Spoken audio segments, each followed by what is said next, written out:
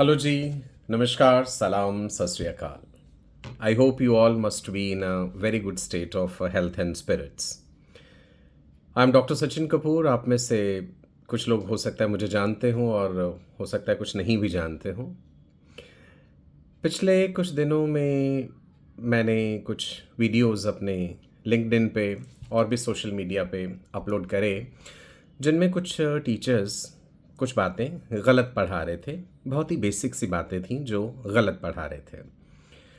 बहुत से लोगों ने उनका समर्थन भी करा और बहुत से लोग ऐसे भी थे जिन्होंने वाकई ही उस बात को गलत माना।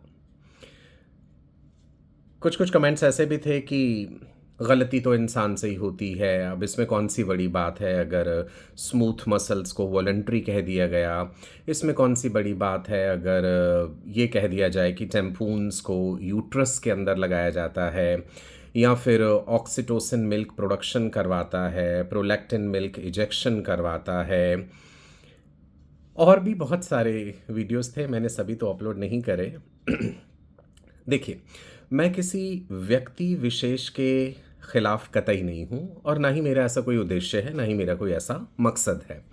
कुछ लोगों का ये कहना था कि सर पॉपुलैरिटी लेने के लिए ये सब कुछ कर रहे हैं, तो ये तो बहुत ही मतलब बेहुदा सी बात मुझे लगी कि किसी दूसरे की गलती निकाल करके उसमें मुझे क्या पॉपुलैरिटी मिल जाएगी, और अपने कैरियर के इस मुकाम पे या उम्र के इस मुकाम पे मुझे किसी अनोखी पॉपुलैरिटी या पब्लिसिटी की ज़रूरत कतई नहीं है। परमात्मा की दया दृष्टि से और अपनी मेहनत से या अच्छे लोगों के साथ के कारण, बिकॉज़ बहुत सारे रीज़न्स होते हैं एक इंसान के ज़िंदगी में किसी सफल मुकाम तक पहुंच पाने के। सो मैंने बहुत सारी चीज़ें हासिल ऑलरेडी कर ली हैं, है ना? अब सवाल ये उठता है कि फिर मैंने किसी का ऐसा वीडियो क्यों डाला? बहुत से लोग कह रहे हैं कि आप ना इंडिविजुअली उन टीचर्स को जा कर के उनकी गलतियाँ बताइए।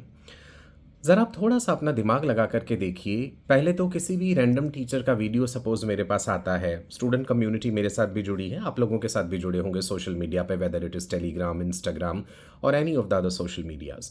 सो I receive a random video and I find that there is a particular mistake.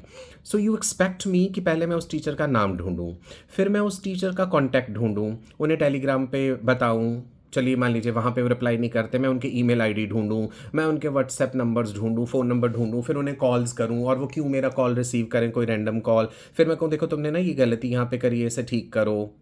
मतलब कितनी अजीब बात है ना? और एक गलती हो और मान लीजिए मैं उस इंसान को पर्सनली जानता हूँ, तो मैं उन्हें इन्फॉर्म कर दूँ, या हो सकता है उन्हें ऑलरेडी पता हो ये गलती और एक हेल्दी वे में वो डिस्कस करें। अगर किसी शख्स ने अपने हर वीडियो में, हर टॉपिक में, हर चीज़ बार-बार गलती करी है वो, तो क्या इसे गलती कही जाएगी या हम गुनाह कहेंगे, या हम ये कहेंगे कि वो पर्टिकुलर सब्जेक्ट उस टीचर को अच्छे से तैयार कर लेना चाहिए? एक दो और छोटी-छोटी बातें आपसे शेयर करना चाहूँगा। जिन टीचर के मैंने वीडियो शेयर करे थे, उन्होंने भी और भी बहुत से लोगों ने एनिमल किंगडम की इतनी सारी बेसिक बातें गलत पढ़ाई हुई हैं, पूरे कॉन्फिडेंस के साथ, पूरे एंथुसियाज़्म के साथ। रेडुला मोलस्का फाइलम में पाया जाता है, ये आप लोग जानते होंगे, बहुत से लोग जानते हैं। तो उन टीचर ने ये पढ़ाया कि रेडुला जो है मॉलस्क्स के स्टमक में होता है, पेट में होता है, और उसका काम होता है आवाज़ें प्रोड्यूस करना। जब भोजन मॉलस्क्स के स्टमक में पहुंचता है तो खर्र खर्र खर्र आवाज़ें रेडुला पेट में करता है। अब देख लीजिए कितनी हास्यास्पद बात है ये। The same teacher was telling कि हाइड्रा अपने मुंह से एक्सक्रीशन करता है। ब्लाइंड सैक बॉडी प्लान इसलिए कहा जाता है बिकॉज हाइड्रा जो है उसका भोजन मुंह से एंटर होता है और मुंह से ही भोजन जो फूड है वो बाहर निकलता है, एक्सक्रीशन होता है। ठीक है, एम्फेसिस दे रहे हो इस बात पे। एक्सक्रीशन और इजेशन में अंतर होता है। हाइड्रा अपने मुंह से एक्सक्रीशन कर देगा क्या? तो ये सोचने वाली बात है। एनिमल किंगडम की क्लासिफिकेशन में एक वर्ड यूज किया गया कि एनिमल किंगडम क्लासिफाइड है प्रोमेटाजोआ एंड यूमेटाजोआ में। भाई अब ये प्रोमेटाजोआ वर्ड क्या है, पहले इस पर पूरी रिसर्च करनी पड़ी। जितनी भी स्टैंडर्ड बुक्स आती हैं रिलेटेड टू इनवर्टिब्रेट्स और रिलेटेड टू वर्टिब्रेट्स और classification of animals, I refer that whether it is RD. Barnes या कोतपाल है, कोतपाल की सीरीज़ भी आती है, हाइमन की सीरीज़ आती है इनवर्टिब्रेट्स की। तो ये प्रोमेटाजोआ वर्ड आप लोगों ने कहाँ पढ़ा है, प्लीज़ ये ज़रूर शेयर कीजिएगा। क्या एनिमल किंगडम को प्रोटोजोआ और मेटाजोआ में क्लासिफाई किया गया और फिर मेटाजोआ को जो है पैराजोआ और यू मेटाजोआ में क्लासिफाई नहीं किया गया था? सो सरप्राइजिंगली एक नहीं अनेकों गलतियां। तो ये क्यों हो रही हैं गलतियां? इन गलतियों के कारण क्या हैं? इनके कई मल्टीपल रीजंस हो सकते हैं। कुछ रीजंस ये हो सकते हैं कि उस इंसान ने उस पर्टिकुलर फील्ड से रिलेटेड कोर जोलॉजी या कोर बॉटनी से रिलेटेड पढ़ाई नहीं करी है। करियर में अपने आप को जल्दी से उतारना था, अपॉर्चुनिटी मिली, कुछ ना कुछ और बेहतर एट्रीब्यूट्स हर इंसान के साथ होते हैं। किसी के साथ भाषा का हो सकता है, वाक्पटुता का हो सकता है, किसी की पर्सनालिटी अच्छी हो सकती है, कोई हैंडसम हो सकता है, कोई किसी की लुक्स अच्छी हो सकती हैं। हर इंसान को परमात्मा ने किसी न किसी अलग चीज़ से ज़रूर नवाजा है ना? परंतु हम अपने उस एट्रीब्यूट को एक प्राइमरी फैक्टर बना करके कभी भी अपने आप को सही साबित नहीं कर सकते हैं। ज़रूरी ये हो जाता है कि आप अपने विषय के ऊपर अच्छी पकड़ हासिल करें। चाहे आप किसी भी बैकग्राउंड से हैं, चाहे आप BA MS हैं, BDS हैं, फिजियोथेरेपी करी है आपने, माइक्रोबायोलॉजी है या बॉटनी है, ज़ूलॉजी है, व्हाटएवर। सब्जेक्ट पढ़ाने का हक सभी को है, लेकिन आप सब्जेक्ट की तैयारी अच्छे से करिए। सोशल मीडिया ने, यूट्यूब ने सबको एक प्लेटफॉर्म दे दिया है। कोई बड़ी बात नहीं है यूट्यूब पे अपना चैनल खोलना। आप घर पे बैठे आराम से अपना चैनल शुरू कर लीजिए और कुछ भी पढ़ाना शुरू कर दीजिए। थोड़ी बहुत फ़ैन फॉलोइंग शुरू में होती है, धीरे धीरे धीरे धीरे कुछ ना कुछ लोग फॉर डिफरेंट रीजंस आपके साथ जुड़ते जाते हैं। परंतु ज़रूरी हो जाता है कि जो भी कुछ आपने पढ़ाया है, चाहे लिमिटेड पढ़ाया है, सही तो पढ़ाया हो। एक वीडियो में एक बात गलत कह देना और फिर उसका समर्थन ये देना कि आगे जब कभी उसका वीडियो 2 महीने बाद डालेंगे तो उसमें सही पढ़ा देंगे।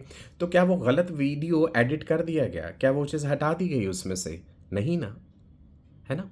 क्यूबॉइडल एपिथेलियम कहाँ है? ब्रश बॉर्डर्ड क्यूबॉइडल एपिथेलियम क्या होता है? इतनी बेसिक गलतियाँ करना, मतलब this is something which is not acceptable. दूसरी एक बात जो मैंने अपने पोस्ट में कही थी कि बहुत से ऐसे टीचर्स हैं इस समय ऑनलाइन में जिनको ऑफलाइन का एक्सपीरियंस किसी न किसी वजह से नहीं रहा है। ये बात भी लोगों को चुभ गई कि भाई ये थोड़ी है कि जिसको ऑफलाइन का एक्सपीरियंस है वही अच्छा टीचर होगा। आप में से जितने भी लोगों ने ऑफलाइन पढ़ाया है और बाद में ऑनलाइन भी पढ़ाया है, सो आपने इस चीज़ का एक बहुत बड़ा अंतर देखा होगा कि ऑफलाइन में जब आप एक क्लासरूम के माहौल में फिज़िकली बच्चे जहां आपके सामने मौजूद हैं, जहां पे आपको इंस्टेंट सवाल पूछे जा सकते हैं, इंस्टेंट फीडबैक अपना मिल सकता है, वहां पे आपको अपना सब्जेक्ट इम्प्रूव करने के और बेहतर चांसेस मिलते हैं। सो आप देखेंगे कि फ़र्क रहता है इस चीज़ का। इसमें बुरा मानने वाली बात नहीं है ना? हो सकता है कुछ लोगों को ऑफ़लाइन में मौका ना मिल पा रहा हो किसी भी वजह से और वो डायरेक्टली ऑनलाइन में आए हैं। कोई हर्ज़ नहीं है, डायरेक्टली ऑनलाइन में भी आप आ सकते हैं टीचिंग में, परंतु अपने सब्जेक्ट को तैयार कीजिए। सब्जेक्ट को तैयार करने के लिए सबसे पहले तो इंसान के स्वयं के अंदर इच्छा होनी चाहिए और जागरूकता होनी चाहिए। ये बड़ा ज़रूरी होता है। आपके अंदर इच्छा है तो आपको रास्ता भी ज़रूर मिल जाएगा। आपको अच्छी किताबें भी मिलेंगी। अब किताबें बहुत वॉल्यूमिनस हैं, कुछ बुक्स बहुत महंगी भी होती हैं, उन्हें पढ़ने के लिए समय, एफ़र्ट चाहिए, तो वो तो लगाना पड़ेगा हमें। या फिर आप अच्छे टीचर्स के यूट्यूब पे वीडियोज़ देख सकते हैं। कौन अच्छा है, कौन बुरा है, ये कह पाना तो बहुत ही मतलब एक कंट्रोवर्शियल सी बात हो जाएगी फिर से। मैं किसी को भी अच्छा या किसी को भी बुरा नहीं कहता। इतनी बुद्धिमत्ता तो आप में स्वयं होनी चाहिए यदि आप ग्रेजुएट हैं या पोस्ट ग्रेजुएट हैं कि आप इस बात का पहचान कर सकें कि कोई इंसान अगर पढ़ा रहा है तो उसका कितना अनुभव है ना? We all are mature enough. आपको दूसरे की बात सुन करके इतनी समझ तो आ जाती है। सो देखिए, ऑल इन ऑल ओवरऑल मेरी आप सभी जितने भी यंगस्टर्स इस फील्ड में आ रहे हैं या जो लोग कुछ समय से भी हैं, सबसे यही गुजारिश है कि आप अपने सब्जेक्ट पे महारत ज़रूर हासिल कीजिए। NCERT की चंद लाइनें रट लेना और फिर उन्हें एज इट इज़ ट्रांसलेट कर देना, इसे शिक्षा नहीं कहते हैं। ये एक ट्रांसलेटर कर सकता है, ठीक है? तो आप केवल एक ट्रांसलेटर मत बनिए, उस विषय की गहराई में ज़रूर जाइए। आई अंडरस्टैंड, बहुत से लोग कहेंगे बच्चे तो एक्स्ट्रा पढ़ना ही नहीं चाहते हैं। मैंने ये कतई नहीं कहा कि एक्स्ट्रा उन्हें पढ़ा दीजिए। भाई साइंस विषय का चुनाव जब आपने करा था, जब आपने खुद ने ये डिसाइड करा था कि आप आगे साइंस पढ़ना चाहते हैं, तो एक बेसिक सी बात हमें सिखाई गई थी कि साइंस में सवालात होते हैं, क्यूरियोसिटी, जिज्ञासा। बच्चे को आप इस तरह से तैयार कराइए, अपने विषय में कि उसकी इतनी इन डेप्थ इंटरेस्ट हो जाए, एक रुचि बने। सिर्फ उन्हीं लाइनों को ट्रांसलेट करते-करते और बताते जाना और ये कहना कि पेपर एनसीईआरटी से ही आता है, पेपर एनसीईआरटी से आता है। क्या मकसद केवल इतना है कि बच्चे को नीट में एक स्कोर लाके बस कॉलेज में धकेल देना? क्या कभी आप में से कुछ लोगों ने उन बच्चों को आगे तक फॉलो करा है कि पूरी एमबीबीएस की वो पढ़ाई किस तरह से कर पा रहे हैं, वहाँ पे जाके वो कैसा परफॉर्म कर रहे हैं और उनका आगे का करियर ग्राफ किस तरह से जा रहा है? देखिएगा, मैं स्वयं ये क्यों बता पा रहा हूँ, बिकॉज़ बहुत साल हो गए मुझे पढ़ाते हुए, 25 साल के करीब हो गए, आप में से भी बहुत लोगों को हो गए होंगे और हो सकता है बहुत से स्टूडेंट्स आपके टच में हों आज तक भी। सो आप स्वयं ये फ़र्क देखते होंगे कि जो बच्चा एनसीईआरटी की बियॉन्ड भी चीज़ों को सोचने, समझने और जानने की इच्छा रखता है, वो आगे जाकर के भी बेहतर परफॉर्म करता है।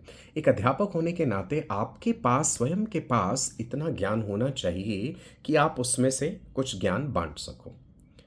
इन्फॉर्मेशन, नॉलेज एंड विज़डम, तीनों बातों में अंतर होता है। So all the youngsters and not only youngsters, in fact everyone, मेरी ये गुजारिश है कि इस बात को प्लीज़ समझिए, मैं किसी व्यक्ति विशेष के खिलाफ नहीं हूँ। आपको पूरी फौज बनाने की ज़रूरत नहीं है मुझसे लड़ने के लिए।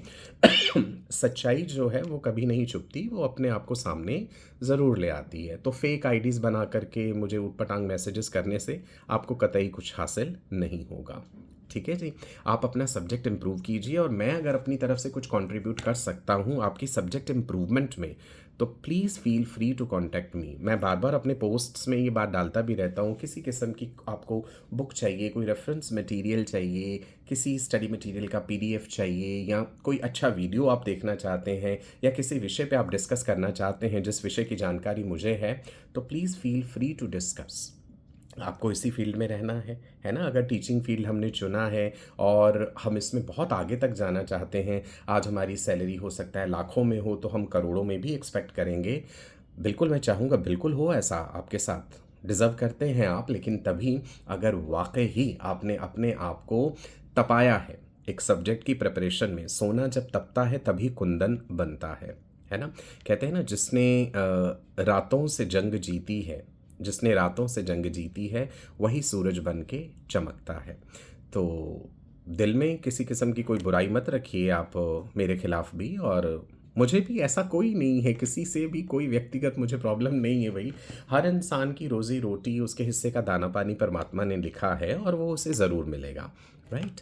बस रिक्वेस्ट और गुजारिश इतनी है कि आप अपने विषय को और बेहतर तरीके से तैयार करिए, अपने सीनियर्स से कंसल्ट कीजिए और अच्छे रेफरेंस मटेरियल को फॉलो कीजिए और फेक आईडीज़ बना करके मेरे खिलाफ कोई जंग छेड़ने से आपको कतई कुछ हासिल नहीं होगा और ना ही उस चीज़ का कोई फ़ायदा है ना? मुझे बहुत से लोगों ने कहा आपको क्या ज़रूरत है किसी का वीडियो डालने की, किसी ने करना होगा तो कोई अपने आप ठीक कर लेगा, नहीं करना होगा तो ना करे। अरे भाई, कोई तो होगा ऐसा कहने वाला, कोई तो ऐसा हो जो किसी चीज़ को हाईलाइट करे। इस समय आप देख पा रहे होंगे कितने यूट्यूब चैनल्स बन चुके हैं, कितने हैं, अनलिमिटेड, और उसमें से कितने लोग ऐसे हैं जो ऑथेंटिक तरीके से वाकई ही पढ़ा रहे हैं। हल्का फुल्का मजाक क्लास में चलता है, लेकिन मर्यादा की लकीर को लांघ जाना और इस तरह के शब्दों का प्रयोग करना क्लास में, जो कि आपने देखे हैं वीडियोस में, वो बहुत ही गलत है। वो कहीं भी आपको इस चीज़ के लिए आप मतलब आप उसे जस्टिफाई नहीं कर सकते हैं। बच्चे बड़े टेंस होते हैं, उनका मूड हल्का करने के लिए हमने लड़कियों के ऊपर छींटा-कशी वाले जोक सुना दिए, शेरो शायरी कर दी। नहीं, जो वाहियात है वो चीज़ वाहियात ही रहेगी। किसी भी तरह का तर्क उसे कभी भी सही साबित नहीं कर सकता और हर इंसान अपने अंदर ये बात ज़रूर जानता होता है कि मैं कितनी जगह बच्चों के दिलों में अपने सब्जेक्ट की वजह से बना पा रहा हूँ और कितनी जगह मैं अपनी बेहुदा हरकतों की वजह से बना पा रहा हूँ। सो ऑल इन ऑल मैं आप लोगों से इतना ही कहना चाहता था, ठीक है जी? एंड अगर वाक़ई ही कुछ लोगों के सेंटिमेंट्स हर्ट हुए हैं मेरे उन वीडियोज़ को अपलोड करने के कारण, तो तो मैं इस बात में क्या कह सकता हूँ, है ना? आप अपने अंदर झाँक करके देखिए कि भई ऐसा क्यों हुआ है और आगे से वो गलतियाँ ना दोहराइए। किसी भी विषय के ऊपर 1 दिन, 2 दिन, 10 दिन में महारत नहीं हासिल करी जा सकती। समय लगता है उस चीज़ को अच्छे से ग्रैस्प करने के लिए, एंड एक और बात का ज़िक्र करना चाहूँगा कि क्या अध्यापकों की भाषा शैली कैसी होनी चाहिए, उनकी वोकैब्युलरी कैसी होनी चाहिए, प्रोनंसिएशन कैसा होना चाहिए, उच्चारण कैसा होना चाहिए हिंदी का या अंग्रेज़ी का या किसी भी और भाषा का, तो उसमें शुद्धता लाने की कोशिश कीजिए। आप कर सकते हैं। यदि आपने विज्ञान जैसे गूढ़ विषय को पढ़ लिया, तो भाषा के ऊपर भी पकड़ ला पाना कोई बहुत बड़ी बात नहीं होती। उसे अपनी ईगो के ऊपर मत लेकर के जाइए कि हम स को श ही बोलेंगे या हम त्र, य, ल, व हम ये नहीं उच्चारण करेंगे या इससे फ़र्क ही क्या पड़ता है। फ़र्क पड़ता है कहीं न कहीं, है ना?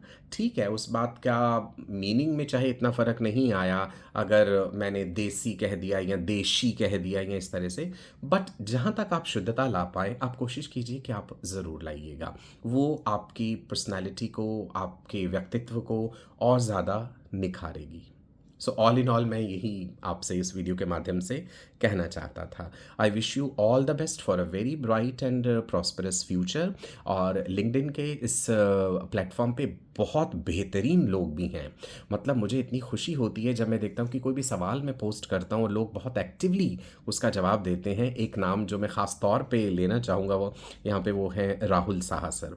Rahul sir, I am really impressed. आप जितनी गहराई में जा कर के किसी सवाल का जवाब देते हैं। सो मैं आपसे पर्सनली ये ज़रूर गुजारिश करूँगा कि आप अपने सब्जेक्ट्स के कुछ टॉपिक्स के कुछ वीडियोस जो है वो ज़रूर शेयर कीजिए। आने वाली यंग जनरेशन को इतना मजबूत बनाइए कि वो किसी संस्था के मोहताज ना रह जाएं अपने रोज़गार के लिए। वो स्वयं में ही इतने सक्षम हों कि भाई, वो कहते हैं ना, जिसके हाथ में गुण होता है वो जंगल में भी मंगल लगा सकता है। तो आप एक ऐसे अध्यापक बनिए कि दुनिया को खुद आपकी तलाश हो, आपको ना तलाश हो किसी ऑर्गेनाइज़ेशन की। अभी मैं समझ सकता हूँ एक पर्टिकुलर ऑर्गेनाइज़ेशन के लोगों ने गुटबंदी करके वो छींटाकशी मुझ पे उस चीज़ को लेके कर रहे हैं।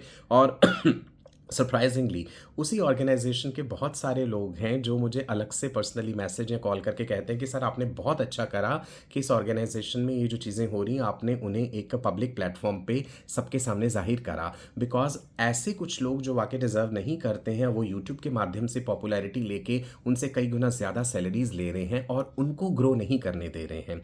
तो आप लोग भी ये बात समझ पा रहे होंगे, अगर आप किसी गलत चीज़ का समर्थन करते हैं तो आप स्वयं अपनी ग्रोथ के ऊपर सवाल उठा रहे हैं। तो कृपया ऐसा मत कीजिए। गलत केवल वही नहीं होता जिसने गलती करी है, गलत का साथ देने वाला भी उतना ही गलत होता है। चलिए, सो वीडियो थोड़ा ज़्यादा लंबा हो गया, इसके लिए मैं क्षमा तो नहीं कहूँगा, कोई बात नहीं। अब दिल की बात कहनी थी तो मैंने कह दी। कहते हैं लिखित शब्दों में इमोशंस नहीं होते, भावनाएं नहीं होती। जब आप किसी चीज़ को लिख करके व्यक्त करते हैं तो वो इमोशंस नहीं आ पाते। जब आप अपनी आवाज़ के ज़रिए या अंदाज़ के ज़रिए उस चीज़ को बयां करते हैं तो उसमें आपके इमोशंस होते हैं। तो मुझे लगा कि वीडियो का साथ लेना चाहिए अपनी बात को बयां करने के लिए। चलिए, मेरी बातें अच्छी लगी हों तो आप अपने दिल में और दिमाग में ज़रूर रखिएगा। अच्छी नहीं लगी हों तो बिल्कुल निकाल दीजिएगा, दिल से भी और दिमाग से भी। नमस्कार। Stay blessed.